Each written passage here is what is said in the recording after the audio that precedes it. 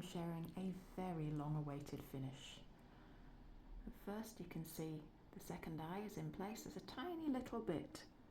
If you can just make it out there at the top, a tiny little bit of highlight, because if we have a little look at the original, whoops, there you can see just as a highlight on there. But it's all done, finished and ready to be mounted. And this is what the whole thing looks like. It's been a long time in the making as this. I started it on the 16th of February 23. I've had 10 classes at the RSN, the Royal School of Needlework, for this with 2 different teachers.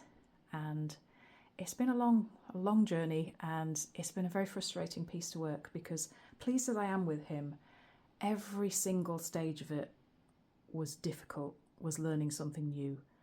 I don't think there was really anything that I already knew. I've heard of some things, and of course I knew how to stitch this shading in, but other than that, everything was new. I knew how to do couched things, but not necessarily couching on the edge of a plique.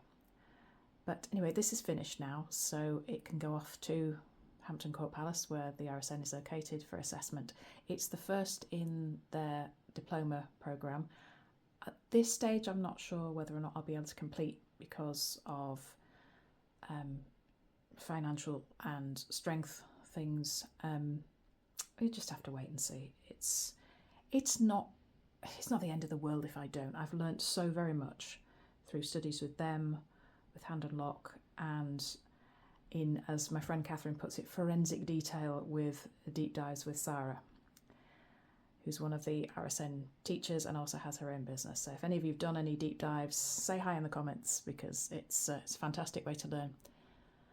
And that's also where I learned how to do the slips for the eyes.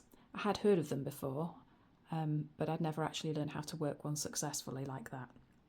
Now, in a way, it's kind of a shame that it's not a pliqued at the eye. It would have been nice if everything had been a pliqued, and I had to use a stump work embroidery technique there, but it wasn't working well. So I think it's probably better to have something that works successfully and have it finished, because I say it's been going for well over 2.5 years, and I did the entire certificate programme. That's 4 modules in a year and a quarter. So it gives some idea just how long this has been going on for. So now it's time to take it off the frame. Here we go.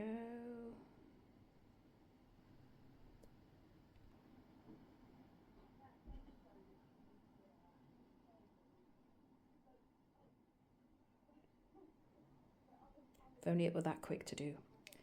All the threads and everything is out of the frame, which is just over here.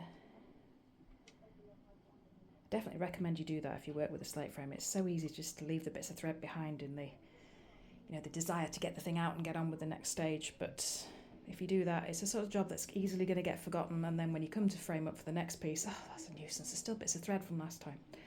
So it's now ready for mounting, and I'm actually incredibly surprised and pleased at just how smooth it is. I thought it was going to be really, really wrinkled, but it has been in that frame for a very long time. So the next stage is, of course, mounting.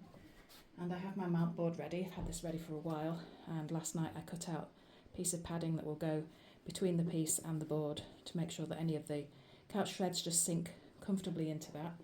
And hopefully next time you see this piece, it will be in progress. I have another piece being mounted at the moment, and as I don't have infinite numbers of pins, I will wait until I finish that one. Anyway, there we have it. The frog is finally finished. It has been a very long time in the making, as I've said, and it is an enormous relief to have got it off the frame. Thanks for joining me today. Bye now.